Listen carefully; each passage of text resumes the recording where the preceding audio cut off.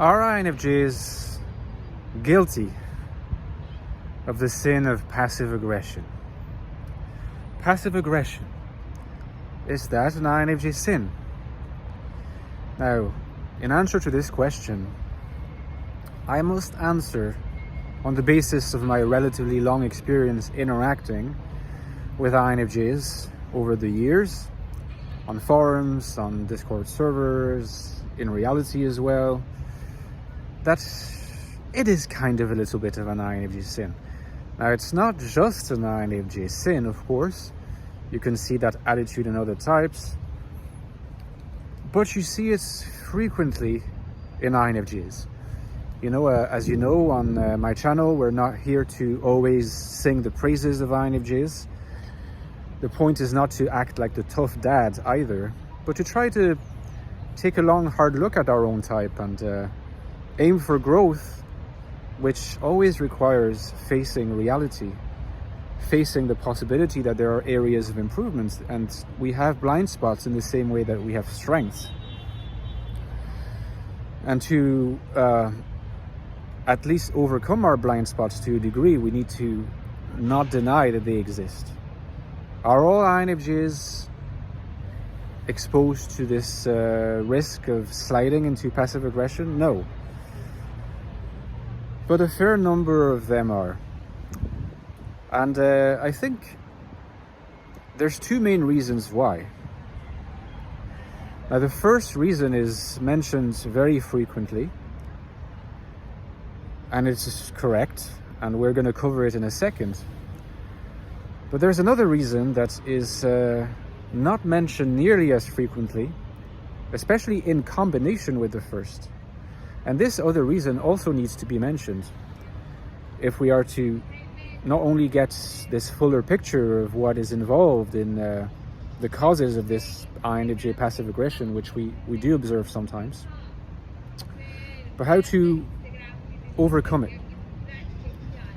Because passive aggression is pretty much always a suboptimal strategy. In fact, often it can be a destructive strategy. Destructive of relationships, destructive of communities, and destructive ultimately of oneself, of one's self-esteem. Because the passive-aggressive person always knows some part of in some compartment of their mind, the passive-aggressive person knows that they're not acting right, and that to some degree they're acting in ways that are not compatible with their value hierarchy. And if you act in ways that are not compatible with your most deeply held values, even if you do this out of a sense of expediency, this is always going to impact your self-esteem.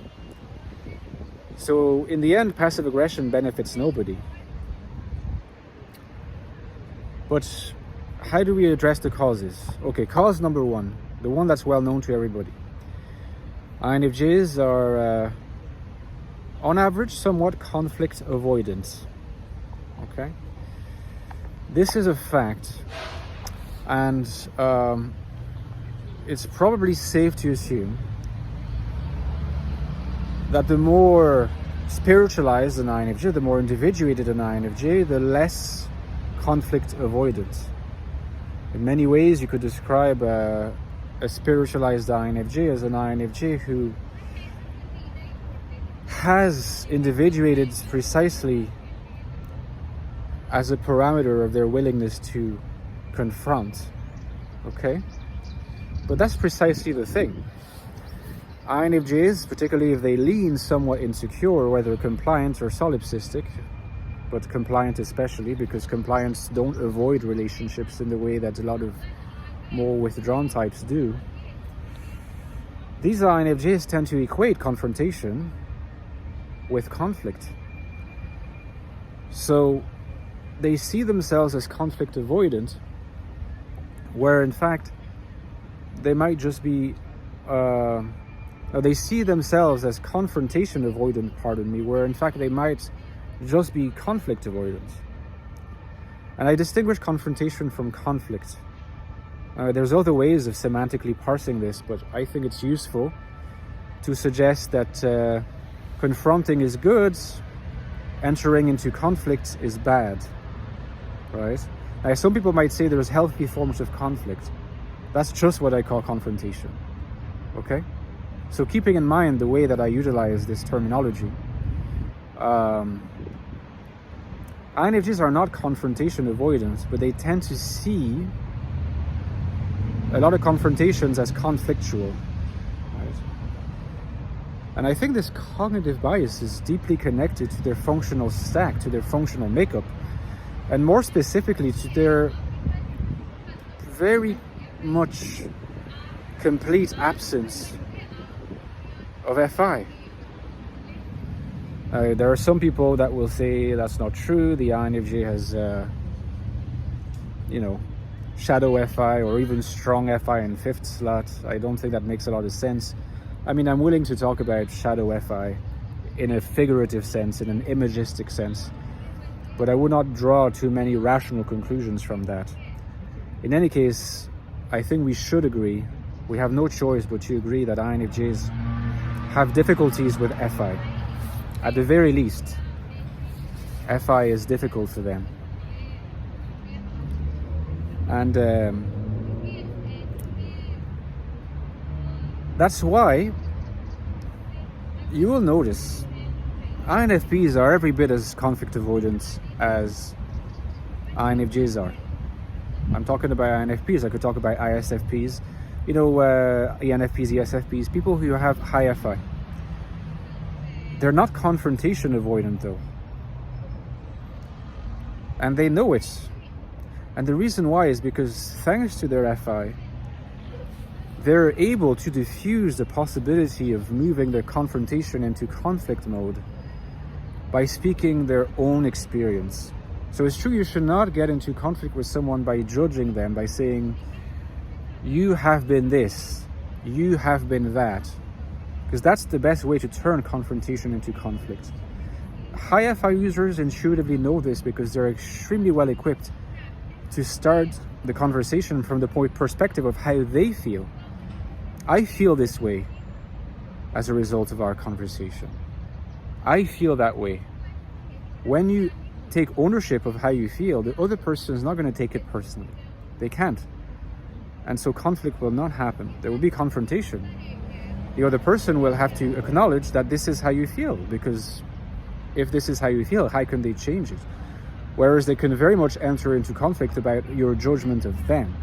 And it is true that FE, given its universalizing tendency, its impersonal tendency, is much more likely to go into the you are like this, you did that, as an embodiment of this particular principle that I disagree with. When it comes to confrontation, it's better to take up the habit of speaking the way you feel, even if it's not as natural as it is for an FI dominant or an FI auxiliary. This is how you can confront without entering into conflict. And there, I'm someone who's practiced this for many years now. I can tell you the INFJ doing this is not going to be avoidance. It's just a strength you realize was there always. But given our difficulties with FI, we often don't see it straight away. Okay? So let me know in the comments what you thought, guys. Give me a like if you enjoyed the video. It helps with the referencing. What else you could consider is maybe checking out my books. I've written 2 books on the INFJ. The latest one, The Infinite Soul, is called INFJ Life in the Modern World. All about how INFJs can find happiness, purpose and value and a rich life in a world we often consider hostile. So if that sounds interesting, check the first link below.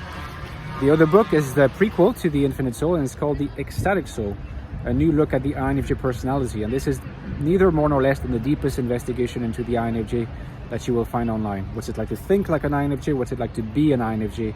Want to know more? Get this book. Finally, guys, don't forget that my Patreon page is the lifeblood of my channel. So if you would like to support me, I could not do it without you. So I can continue producing high quality videos for you. Check my Patreon down there in the description box.